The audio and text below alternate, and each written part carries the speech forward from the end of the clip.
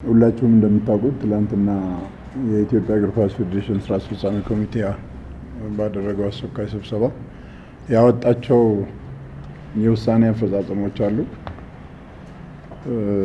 መጀመሪያ ክሊር መሆን የሚገባው ነገር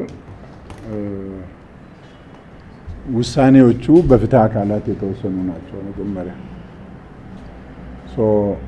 በፍትህ አካል የተወሰነውን ውሳኔ ነው በፍርድ ቤት እንዲቆም የተደረገውና የፋይናንስ መመሪያውን የሊግ ካምፓኒው ሲያወጣ ከአንድም ሁለት ሶስት ጊዜ በስራ አስፈጻሚ አይተን አጽድቀን ፈርመን አውጥተን ወደ ስራ ተገብቷል። ይህ ስራ ውስጥ ገብቶ ማሳያዎችን መነሻ በማድረግ የተቋቋመው ኮሚቴ 4 ክለቦች አጣርቶ ማውጣቱ ይታወቃል። እነሱ ላይ በደረጃ ባለው የፍትህ አካል ውሳኔ ወስዷል። በዛ መሰረት ውሳኔዎቹ ታግዶ ቆይተዋል። በፍርድ ቤት ወስዶ አሳግዷል። የኛንም የፊፋንም መተዳደሪያ ደንብ በሚጻረር መልኩ ማለት ነው። እነኚህ አባላት በዚህ መተዳደሪያ ደንብ ላይ ተወያይቶ አጽድቀዋል። በአንቀጽ 17ም 65ም ላይ በተቀመጠው መሰረት ወደ ኦርዲነሪ ኮርት መሄድ እንደማይችል የተቀመጠ አለ። ማንም ሰው ደግሞ እዚህ ሀገር ውስጥ ከፍርድ ቤት ውሳኔ ትዕዛዝ በላይ መሆን አይችልም። እኛ እነሱ ወደ ፍርድ ቤት ጉዳዩን ሲወስዱ የኢትዮጵያ እግር ኳስ ፌዴሬሽን ጉዳዩን ወደ ፊፋ ነው የጻፈው። ፊፋ ጽፈን ሰርድ ፓርቲ ጣልቃ ገብነት አለና ይሄንን አስቆሙልን ብለን በጠየቅነው መሰረት ደብዳቤው ከፊፋ ነው የመጣው። ከባንኮ ዲ ሮማ እንደምትሉት አይደለም፣ ማየት ይቻላል ደብዳቤውን ማለት ነው። በዚህ መሰረት ከሊግ ካምፓኒው ጋር ከስራ አስፈጻሚ ጋር በተደጋጋሚ ተወያይተን የቀሩት 14 ክለቦች ያልተመረመሩ አሉ። እነኚህ 14 ክለቦች ለምንድን ነው የቀሩት? 4ቱ ክለቦች ውሳኔው ሲወጣ በቀጥታ በፍርድ ቤት ሲቆም ኮሚቴው ዲስአፖይንትድ ሆኖ በዚህ ደረጃ ለፍተን ሰርተን ተግባራዊ ማይሆን ከሆነ መቀጠል አልቻሉም። ከዛም አልፎ ከኢትዮጵያ እግር ኳስ ፌዴሬሽንም ሊግ ካምፓኒውም ከተቋቋመውም አጣሪ ኮሚቴ ውጪ ተባባሪ አካል አለ። ይህን ጉዳይ የሚያጣራ የፋይናንስ ኢንተለጀንስ ቲም አለ። በዚህ ደረጃ በፍርድ ቤት ውሳኔዎች የሚቆሙ ከሆነ የኛ መድከም ዋጋ የለውም በሚል ውሳኔዎቹ የማጣራት ሂደቱ ቆሟል። 4 ክለቦች ተገኙ፣ እነሱ ላይ እርምጃ ተወሰደ። 14ቱ ክለቦች ምንም አልተነኩም። እዚህ ጋር ነው ፍትሃዊነቱን የሚያጎለው። ምን ማድረግ እንዳለብን ሰፊ ውይይት አድርገን ውሳኔው ተግባራዊ መሆን እንዳለበት፣ የፍትህ አካል ያወጣው ውሳኔ በሙሉ ተግባራዊ መሆን እንዳለበት፣ ከዛ ውጪ ደግሞ የፍትሃዊነት ጥያቄ ስላለ በተደጋጋሚ ተወያይተናል። ከሚመለከታቸው ከስራ አስፈጻሚም ጋር በተደጋጋሚ ከሊጉም ጋር የትላንትና ሳምንት ነው ወደሚመለከተው አካል ደብዳቤ ጽፈን እንደገና የፋይናንስ ኢንተለጀንሱ ታዞ ወደ ስራ እንዲገባ እየተደረገ ያለው 14ቱ ክለቦች ላይ። ስለዚህ ብዙ ማህበረሰብ ጋር የሚነሳው ነገር ይገባኛል። ታገደ የመጨረሻ የደብዳቤ ሲመጣ እኛ ለክለቦቹ ለፓርቲዎቹ አሳወቅ፣ ለባለቤቶቹ እገዳችሁን አንስታችሁ አምጡ። እገዳችንን አንስተናል ብሎ ክለቦቹ ደብዳቤ ጽፈው አመጡ። ግን ያገደው ፍርድ ቤት ነው። ስለዚህ እንደገና መልሰን ከፍርድ ቤት መምጣት እንዳለበት በሬጅስትራር ፍርማ በፍርድ ቤት ሬጅስትራር ፍርማ እገዳው ስለመነሳቱ አመጡ ማለት ነው። በዛ መሰረት እገዳ ከተነሳ በኋላ እርምጃውን ይፋ እንዲሆን አደረግን። የተወሰነው ውሳኔ ይፋ እንዲሆን አደረግን። ስለዚህ አሁን ማወቅ የሚገባችሁ እናንተም የሚዲያ አካላት ህብረተሰቡን ማወቅ ያለበት የኢትዮጵያ እግር ኳስ ፌዴሬሽን የስራ አስፈጻሚ ኮሚቴ የፍትህ ውሳኔ አይደለም። የፍትህ አካላት የሰጡትን ውሳኔ ነው ያወጣው። ከዚህ ጋር ተያይዞ ግን ውሳኔው የፍትህ ውሳኔው ምንድነው ይዞ የሚመጣው የሚለውን ደግሞ እንደ አመራር ማየት ኃላፊነታችንም ነው ግዴታ ነው።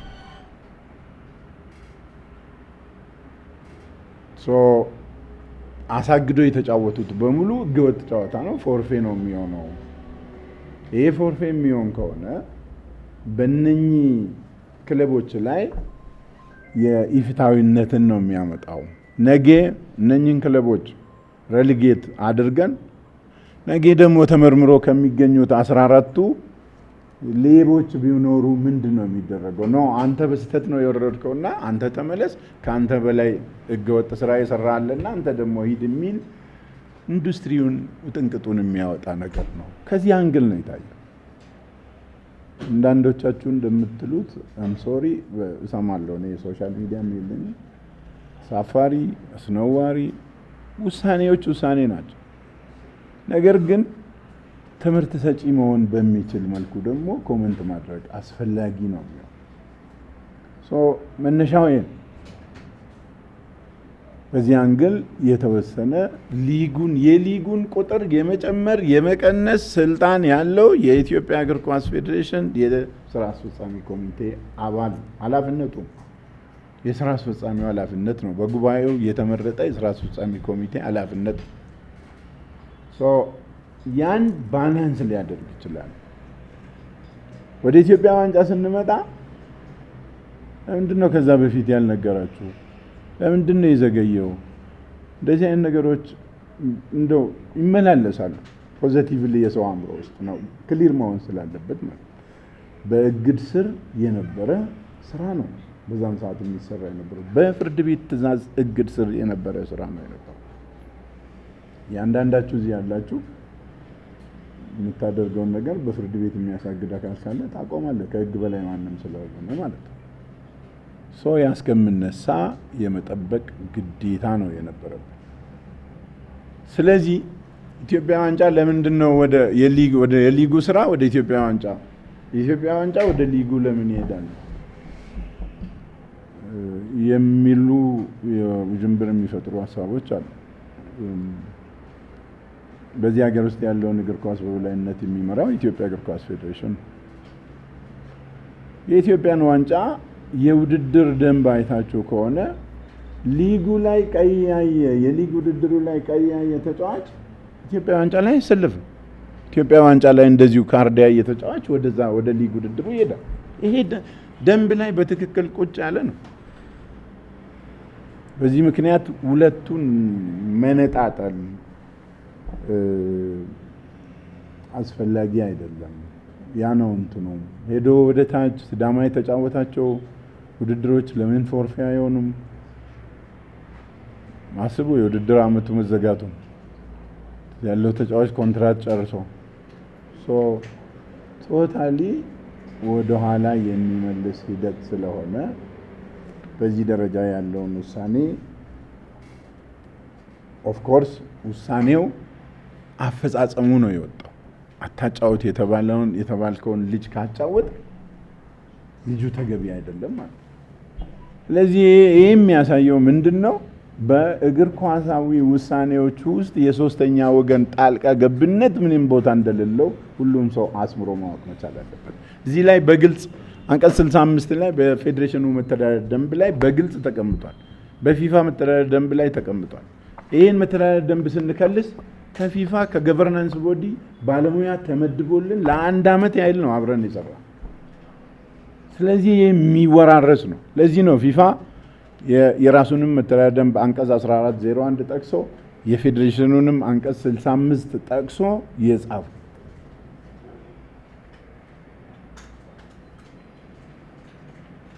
ያለው ይሄ ነው።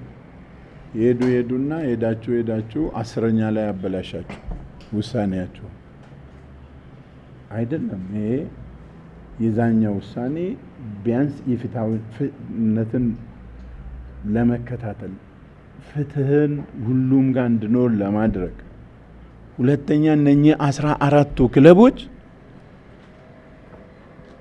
የሚፈተሹበት ላይ ጸንተን መስራት መቻል አለብን። ያን በአጭር ጊዜ ከሚመለከታቸው አካላት ጋር እየሰራን ነው ያለነው።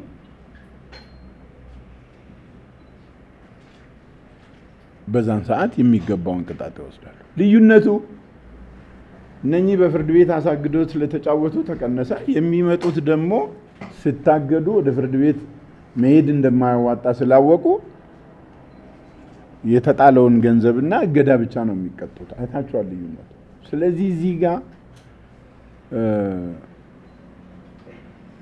አድሏዊነትን ያመጣል። በጊዜ የተደረሰበት ተጎድቶ በጊዜ እኩል ሰርቆ በጊዜ ያልተደረሰበት ደግሞ ተጠቃሚ የሚሆንበት ነው።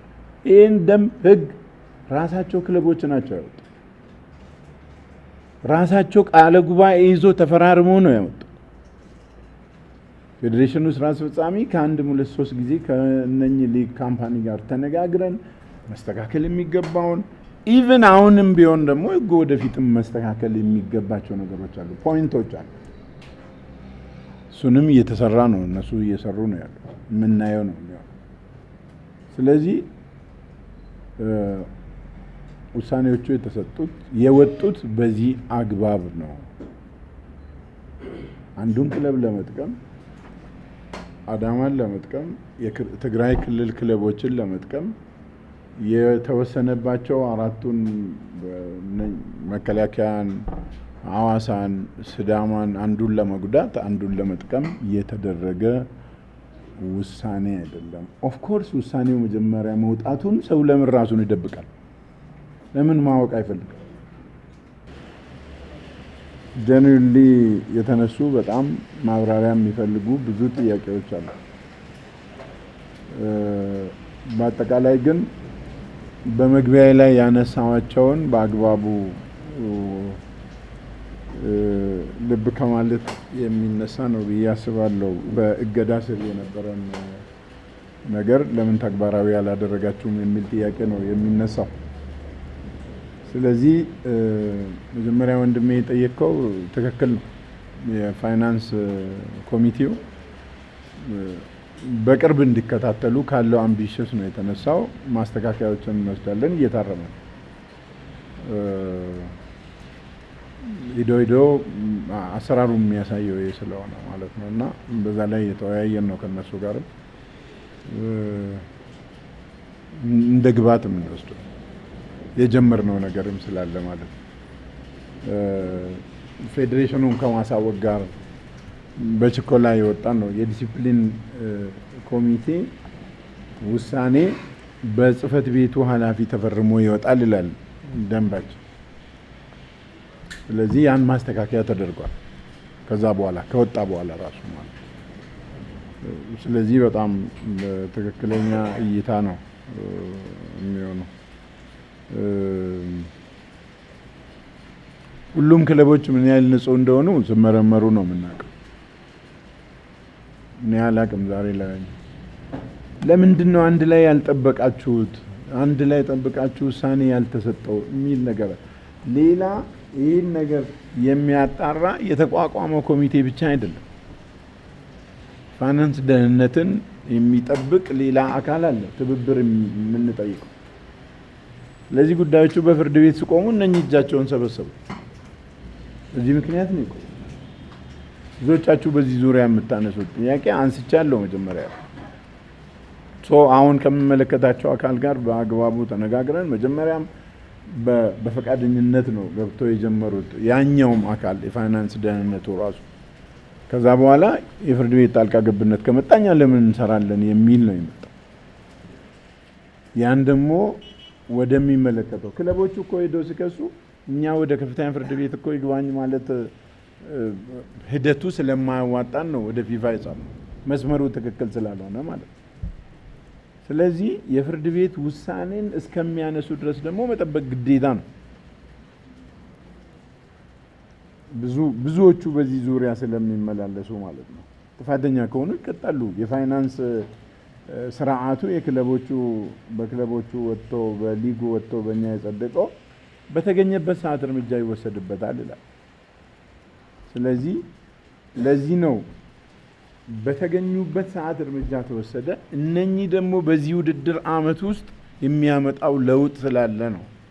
ትልቁ ነገር አሁን እናንተ እንደምትሉት እነኚህ ክለቦች ወደ ፍርድ ቤት ሂዶ በፍርድ ቤት ባያሳግዱ ኖሮ እኮ የነጥብ ቅነሳ አይመጣም። ከመቀሌ ለምን ነጥብ አልተቀነሰ?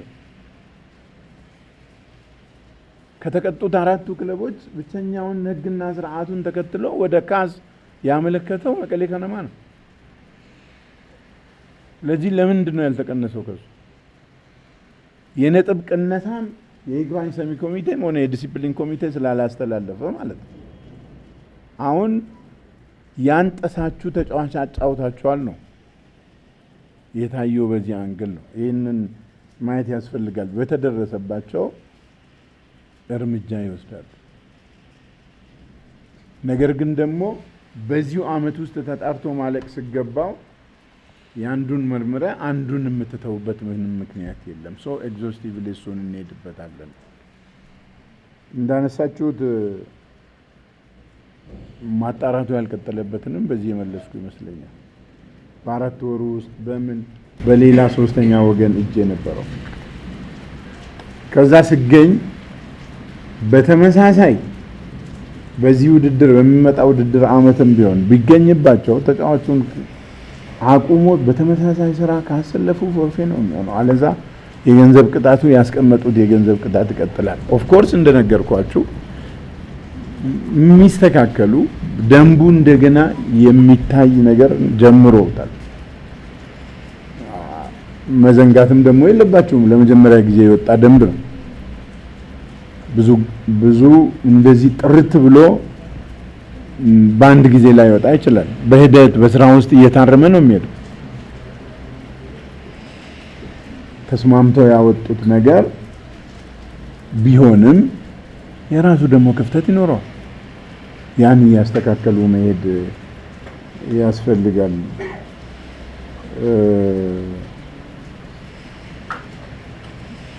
እነኚህ ከውሳኔው በኋላ የተደረጉት ጨዋታዎች ይሰረዛሉ ወይ?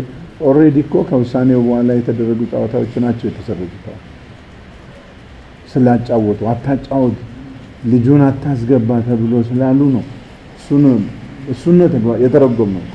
የይግባኝ ሰሚ ኮሚቴ የወሰነውን ውሳኔ የተረጎመው እሱ ነው። ኮከብ ጎል አግቢ ማን ይሆናል? ሊጉ በሚያወጣው መሰረት የሚቀመጥ ይሆናል። አሁን ወደ ታች ደረጃቸውን ማስተካከል ሲጀምር ሊጉ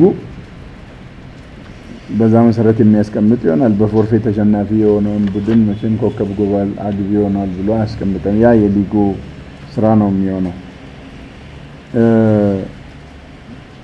የፊፋን ደብዳቤ በተመለከተ አንድ ምስጢር ልንገራችሁ። ይህን ደብዳቤ ፖስት ብናደርግ ቅጣት አለው፣ ሬጉሌሽን አለው፣ ህግ አለው። ይህን ፖስት የማድረግ ደግሞ ግዴታ የለብንም። ለሚመለከታቸው አካል ቁጥር ጠቅሰን ደብዳቤው ምን እንደምን አንብበንላቸዋል። ስለዚህ የመስሪያ ቤት ደብዳቤ በተለይ የፊፋ ማህተም ያለበትን ደብዳቤ ፖስት ስታደርግ ፌዴሬሽኑ ላይ የሚያመጣው ቅጣት አለ። እዚህ እንደምታውቁት ያለውን የሶሻል ሚዲያ መሯሯጥን ታውቃላችሁ። ሰው ደብዳቤ ለተቋሙ ጽፎ ለፌዴሬሽኑ ጽፎ ኢሚዲየትሊ የደጋፊውን ዳማነት ለማግኘት ፌስቡክ ላይ ፖስት ያደርጋል። ስለዚህ ጉዳዩ ለሚመለከታቸው አካላት ቁጥር ጠቅሰን ማየት እንፈልጋለን ብሎ መተን ቃል በቃል ቁጭ አድርገን አንብበንላቸዋል። ተቋሙ እየመራን ለምን በዚህ ደረጃ ጥርጣሬ ከፊፋ አልመጣም ለማለት ነው? ለምንድን ነው የምናሳውቀው? ባለቤቱ የሚመለከተውን አሳውቀናል። አላየውም፣ አላወኩም፣ አልደረሰኝም የሚል አካል ካለ ከነኚህ ከሚመለከታቸው አካል ይምጣ። ቱ ዛት ኤክስተንት ትራንስፓረንት ነን።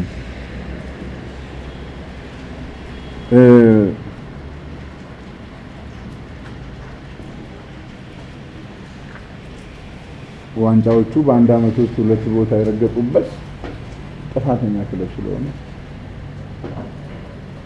አታስገባ ተብሎ ልጅ አስገብቶ ባይጫወት ኖሮ እዚህ ጣጣ ውስጥ ማንም አይገባም። እሱ ነው ያለው ነገር። ቅጣቱ እንደምትሉት ሄዶ ያመቻቻችሁ ነው እንደው አድርጌያለሁ ደግሞ የሚል አይነት አቂመ ብስነትን እንደምትሉት አይደለም። ኢንዱስትሪውን ደግሞ ማየት ያስፈልጋል። ነገ እነኛ 14ቱ ክለቦች ጋር ጥፋት አንዱ ሁለቱ ሶስቱ ላይ ብገኝ ዛሬ አሁን የምትጠይቁትን መልስ የምታገኙ ነው የሚሆነው። ውሳኔው አዲስ ነው፣ በየደረጃው ነው የሚሄድበት ያለው የምታነሱት። ኦፍ ኮርስ አንዱ ፌዴሬሽን የወሰነውን ውሳኔ ጠብቆ የፌዴሬሽን አይወስንም። እንደ ነገሮች እንዳጋጠሙ ነው ትሪት የምታደርገው እንጂ ኤክስፒሪየንስ እየወሰድክ አይደለም የምትሄደው። እና አራቱ ብቻ ላይ ለምን እንደተሰጠን በተደጋጋሚ አንስቻለሁ። ቁጥር ሲጨመር ብዙዎቻችሁ እንደምታነሱት የፋሲሊቲ ጉዳይ ፌዴሬሽኑ ይደጉማል ወይ? ፌዴሬሽኑ እኮ ሲቋቋም የተቋቋመበት ዓላማ አለው። በዚህ መተዳደሪያ ደንብ የኢትዮጵያ እግር ኳስ ፌዴሬሽን ሲቋቋም ዓላማዎቹ አስቀምጦ አዘርዝሮ ለምን ዓላማ እንደተቋቋመ ከተቋቋመበት ዓላማ ውጭ አይሰራም ተቋም። ስለዚህ ወርዶ ክለብን ክለብ ስላደረስኩ ይሄን ጉዳይ ነው ይሸፍንላለሁ የሚልበት እንትን ለማጣፈጥ አላደርግም፣ አይደረግም። ከተቋሙ ዓላማ ውጪ አይሄድም። ኦፍ ኮርስ ሀገሪቱ ውስጥ የመሰረተ ልማት ችግር አለ። አሁን ባሉበት በብል አድርገው አንድ ቦታ በሚያጫውቱበትም ወቅት ትሬኒንግ የመስራት ችግር እንዳለ አውቃለሁ። የምታነሱት ኮንሰርን ይገባኛል። ግን በዚሁ ይቀጥላል ማለት አይደለም። እየተነጋገርን ነው። በምን መልኩ መሄድ አለበት የሚለው እየተነጋገርን ነው ያለው። ኦል ኦፍ ዘ ሰደን ኮቪድ ስመጣ ነው ይሄ ሁኔታ የኮቪድ ኤግዚት ስትራቴጂ ተብሎ የተሰራው እዛው ቀረ። ኦመንዳዌ የማታደርግባቸው ቦታዎች አሉ። አሁን ባለው ተጨባጭ ሁኔታ ለመጠየቅ ብቻ ሳይሆን እናንተም መልስ ልትሰጡ የምትችሉበት ኦመንዳዌ ልታካሄድባቸው የማትችልባቸው ቦታዎች አሉ።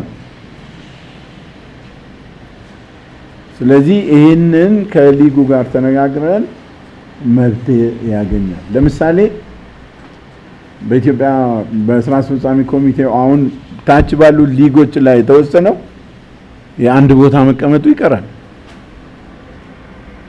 እንደ ሳምፕል ሜዳዎች ይመረጣሉ። ቲሞች የሚቀርባቸውን ሜዳ መርጦ ኤክሰፕሽናል የሚሆኑ አካባቢዎች አሉ። መንቀሳቀስ ለአሁኑ ሴቭ ያልሆኑ ቦታዎች።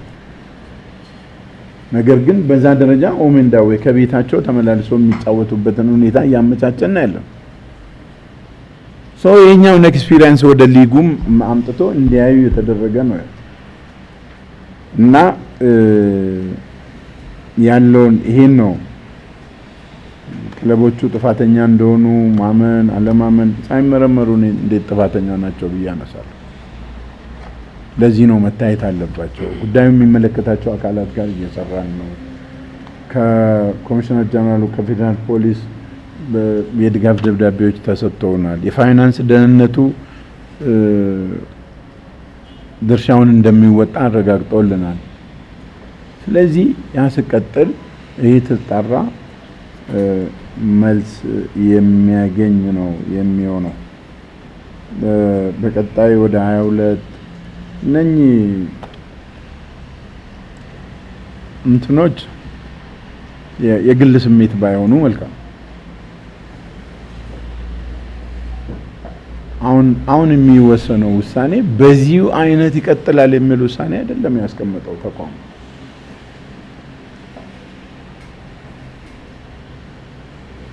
ወደ ፊፋ ለምን 20 ክለብ አደረገን ፌዴሬሽኑ ብሎ ወሰደ ብሎ ክለቦች ቢሄዱለት መሄድ ይችላል፣ ማንም አይከለክልም። ግን ፊፋ ምክረ ሀሳብ ይሰጣል እንጂ ሀገሪቱን የመጀመሪያ ሊግ ሁለተኛ ሊግ ይሄን ያህል ቁጥር አድርግ ብሎ አስገዳጅ ህግ የለው። ግን ይሄን ብታደርጉ የሚል ምክረ ሀሳብ ነው። ስለዚህ ይሄን ህግ ጥሰሃል፣ ይሄን ፊፋ ያስቀመጠውን ህግ ጥሰሃል የሚል ክለብ መሄድ ይችላል።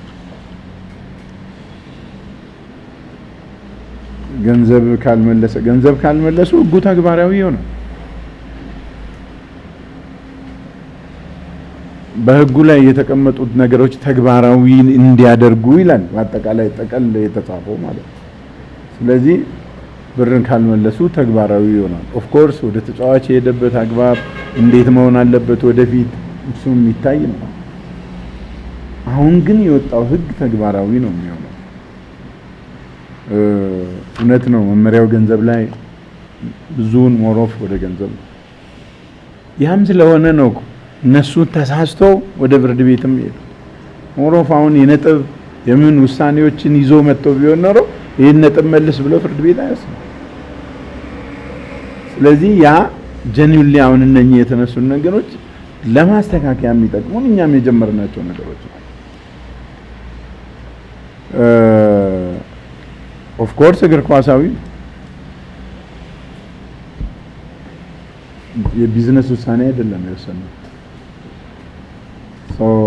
ህገወጥ ተጫዋች አሰልፋል፣ ስለዚህ በፎርፌ ተሸናፊ ትሆናለህ። እግር ኳሳዊ ነው። እኔም ባትጠይቀኝ ሀብታሙ አንተ ራስህ የምትመልሰው ነው። ምንድነው ቅሬታችሁ? አሁን እናንተ ጋር ያለው ብዙ ማህበረሰብ ጋር ያለው ቀነሳችሁ ለምን አላወረዳችሁም? እኛ ደግሞ ያየንበት ሌላ አንግል አለ። ይሄ አንግል በተደጋጋሚ የምነግራችሁ የፍትሃዊነት አንግል ግራና ቀኝ ያየ ነው ተቋምን ስታስተዳድርና ሳላሪ ካፑ የሚስተካከልበት ሁኔታ አለው። ይሄ እዚህ ጋር አንድ ነገር ማወቅ የሚገባችሁ ይሄ የክለቦች መብት ነው።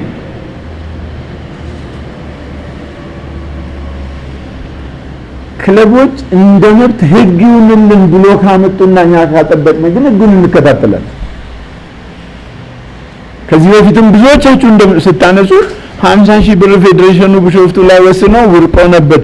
እኛ አይደለም የወሰንነው። እኔና አቶ ሪስቱ ውሳኔውን በሚሰጡበት ጊዜ አዳራሹን ለቀን እኮ ነው የወጣነው። በዛን ሰዓት ሊግ ካምፓኒ ስለሌለ ክለቦቹ ከፌዴሬሽኑ እውቅና ውጪ መሰብሰብ ስለማይችሉ ነው። አሁን አንደኛ ሊግና ከፍተኛ ሊግ እየጠየቁን ነው። ሰብስቡንና ሂድን ውስጣናችንን እንደገና እንፈትሽ ያሉን። ስለዚህ ብዙ ጥያቄዎች መጥተዋል፣ ብዙ ማመልከቻዎች መጥተዋል። እኛ እናስተናግዳለን። 5,000 እና 20,000 ብር ላይ ናቸው። አሁን ራሳቸው ናቸው የጣሉት። ብሔራዊ ፌዴሬሽኑ በአንድ ግለሰብ ላይ የደሞዝ ጣራውን መጣል አይችልም። ብሔራዊ ፌዴሬሽኑ የበጀት ጣራ ሊጥል ይችላል። በጀት ጣራ ሊከታተል ይችላል።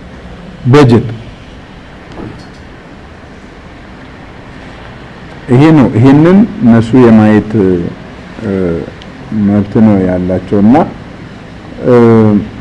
ኑራ ያነሳሽው ይግባኝ ሰሚው ምናልባት ፍርድ ቤት ይግባኝ ሰሚ ዲሲፕሊን ኮሚቴ ብቻ ላይ ሳይሆን ሁላችንም ላይ መብት አለው። ፍርድ ቤት ውሳኔ ሁሉም ላይ መብት አለውና ለምን ያን ግምት ውስጥ አያስገባም የሚል ጥያቄ ይመስለኛል። እንደምታሽ እስቲ አስተካክል። የፍርድ ቤት ሲያግደን እንቅስቃሴዎቹ ቆሙ የሚል ነገር አንስተው ነበር። እሱ በመግቢያው ፍርድ ቤት ሁላችንም ካገደን ያው እንቅስቃሴዎቹ ይቆማሉ የሚል ነገር አንስተው ስለነበረ ይግባኝ ሰሚ ኮሚቴው ደግሞ ቅጣቱ በየካቲት 15 ተደረገ ወይም የኢትዮጵያ ኮሚኒኬሽን ማህበር በ15 ተጫዋቾችና በአራት ክለቦች ላይ ቅጣቱን ይፋ ያደረገው የካቲት 15 ነው። ከዛ በሳምንቱ የካቲት 21 ላይ ይግባኝ ጠይቀው ነበር። እነሱ ቅጣቱ ታግዶ እንዲሆን የሚል ይግባኝ መጠየቃቸውን ገልጾ ያ ቅጣት ተፈጻሚ እንዳይሆን የሚያግድ ትዕዛዝን በጠቀሱት ቀን አውጥቶ ነበር የኢትዮጵያ እግር ኳስ ፌዴሬሽን ይግባኝ ሰሚ ኮሚቴ ማለት ነው። ከዛ ይሄንን መርምሬ ሁኔታውን አይቼ ከዛ በኋላ ደግሞ የኢትዮጵያ ኮሚኒኬሽን ማህበር ያቀረባቸውን ሰነዶች ከግምት ውስጥ አስገብቼ ቅጣቱ እንዲጸና አድርጌያለሁ ብሎ መጋቢት 22 ይፋ አድርጓል። በዚህ መሀል ከመጋቢት 22 በኋላ ነው የነሱ የፍርድ ቤት እገዳውን አምጥተው ከዛ በኋላ ባሉት ጨዋታዎች ነው ኮንሲደር የሚደረገው ነው። ኦልሬዲ የፍርድ ቤት እገዳ ካለ ሙሉ በሙሉ እንቅስቃሴዎቹ ውሳኔዎቹ ይቆማሉ ነው። ስለዚህ እነዛ ጨዋታዎች ወይም እነዚህ ፎርፌ የተሰጣባቸው ጨዋታዎች የፍርድ ቤት እገዳውንና የይግባኝ ሰሚ ኮሚቴው ውሳኔ ቀን ጋር ያላቸው አፈጻጸምና ሁኔታ እንዴት ይታያል? አሁን ከተወሰነ ውሳኔ የጨዋታዎች ብዛት አንጻር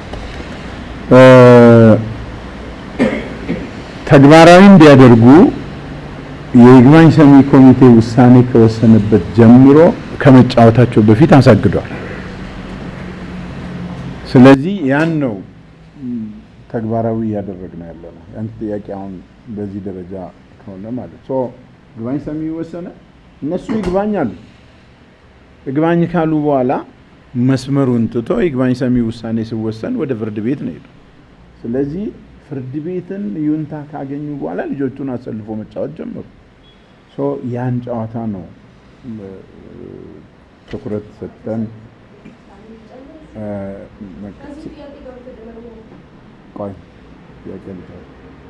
ከ14ቱ ክለቦች መካከል ጥፋተኛ ከተገኘ የምትሉት ህጉ በሚለው መሰረት ይቆጣል። ይሄ በትክክል የፋይናንስ መመሪያው ላይ እየተቀመጠው መሸወድ አቅመብስ ውሳኔው እናንተ እንደምትሉት አይደለም። በአግባቡ አንስቻቸዋለሁ። ያየነው የፍትሃዊነት ጥያቄ ከተቀጡት ክለቦችም በተደጋጋሚ እየመጣ ስለሆነ ማጆሪቲው ደግሞ ያልታየ ስለሆነ ነው ይሄንን ውሳኔ ያስተላለፍነው። የ20 ክለቦች አሁን ብዙ እንትኑ የሚያሽከረክረው እሱ ስለሆነ ለምን አንድ ላይ አላደረጋችሁም? የሊጉን ጥራት እሱን በቴክኒካል ስተዲ ግሩፕ መልስ የሚያገኝ ነው የሚሆነው። ሊጉ ጥራት በዚህ ደረጃ ነው ብዬ እዚህ ወንበር ላይ ቁጭ ብዬ ማነሳው አይደለም። የተመደቡ ሰዎች አሉ። በዛ ደረጃ መልስ ማግኘት የሚችል ነው የሚሆነው። አንድ ላይ ያልሆነበት ምክንያቱም ብዙዎቹ እነኚህ ናቸው። ለምንድን ነው የከተማ አስተዳደሮች ክለብ ሲይዙ እናንተ ዝም ብላችሁ የምታዩት? ለምንድን ነው ፕራይቬታይዝ የማይደረገው? በአንድ በኩል አሁን ያየንበትንም ተጨባጭ ሁኔታ ማየት አስፈላጊ ነው። ከተማ አስተዳደሮቹ ክለቦቹን ይዞ እኮ መሳተፋቸው እኮ ፉትቦሉን ሰፖርት ማድረጋቸው ነው። ለምንድን ነው ይህን የምንጠላው? ኦሎፍ ዘሰደን እነኚህ ከተማ አስተዳደሮች እጃቸውን ቢሰበስቡ ይህም በጀት መድቦ ፉትቦሉን ሰፖርት የሚያደርግ ክለብ የሚይዝ ስንት አካል አለ ብለን እስቲ እንመልስ ራሳቸው። ለምን እነኚህ የመንግስታዊ ተቋማት ክለብ ይዞ መወዳደራቸውን እንደ ክፋት ነው የምናየው? አንተ ባለ ሀብት ብትሆን ገንዘብን የምታፈሰው ሪተርን ፍለጋ ነው። የበጎ አድራጎት ስራ አይደለም የምትሰራው። እነኚህ ከተማ አስተዳደሮች ግን የሀገሪቱን እግር ኳስ ለመደገፍ የሚያደርጉትን እንቅስቃሴ ማድነቅ መቻል አለብን፣ ማመስገን መቻል አለብን። በሙሉ ከፕሪሚየር ሊግ ጀምሮ እስከ 3ኛ ዲቪዥን እስካለው ብሔራዊ ሊግ ውስጥ ያሉት ላይ እኮ እነኛ አካላት ናቸው አስተዋጽኦ እያደረጉ ያሉት። እነኛ የመንግስት አካላት ናቸው። ያለንበትንም ስታተስ ማወቅ አስፈላጊ ነው። አይደለም ክለብ ይዞ መወዳደር፣ ስንት ባለ ሀብት ነው የወጣት ልማት አንድ ፕሮጀክት ከፍቶ እየሰራ ያለው? በቁጥር እኮ ነው።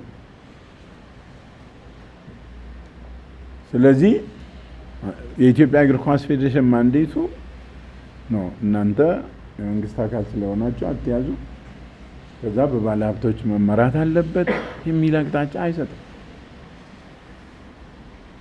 ማንኛውንም ክለብ ይዞ ገንዘቡን ኢንቨስት አድርጎ ፉትቦሉን ሰፖርት የሚያደርግ ህጋዊ አካልን እንደግፋለን። ይሄ ትንሽ ከዚህ አንጻር ብታዩት መልካም ነው። ይጠቅማል። በጎ ጠቃሚ ጎኑ ነው የሚያመዝ ነው። ከተማ ውስጥ ያለውን ወጣት መዝናኛ እንዲያገኝ፣ መዋያ እንዲያገኝ፣ ትኩረት ሰጥቶ እየሰሩ ነው። አንድን ክለብ መያዝ ቀላል ጫና አይደለም ለአንድ ከተማ አስተዳደር።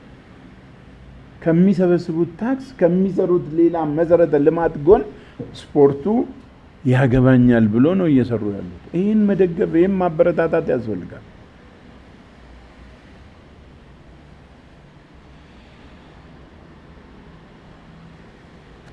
የተወሰነው ውሳኔ ይህንን የማስፈጸም አቅሙ አለን። አሁን የምታዩት ዛም እዚህም ያለው ማግረምረም የመጣው እንዳላችሁት ሁሉም ክለቦች አንድ ላይ ባለመታየታቸው ነው። ሁሉም ክለቦች በዚህ ደረጃ አንድ ላይ ተጣርቶ ቢደርስልን ኖሮ አሁን የምታዩትን የቁጥር እድገት አያመጣም። ቢያንስ ይህን እርምጃ መጀመርም አንድ ስቴፕ ነው ብሎ መውሰድ ያስፈልጋል። ክለቦቹ ባይቀበሉ ክለቦቹ ወደ ፊፋ አልቀበልም ይሄን ያለ ክለብ ሊጉን ትቶ መውጣት ይችላል። መብቱ ነው። ምክንያቱም ክለብ አይደለም የሊግ ቁጥር የሚወስነው። አጭር ነው መልሱ ይሄው ነው። ስለዚህ በዚህ ደረጃ መረዳት ያስፈልጋል። ወደ ፊፋ ቢሄዱስ መብት ነው። ምክንያቱም ለሚመጣው ህግ ተገዢ ነን። የጣስነው ህግ ካለ ይህን ህግ ጥሶ ነው ወደ 20 ያሳደጉት ብሎ የጣስነው ህግ ካለ ለዛ ለተጣሰው ህግ መልስ እንሰጣለን።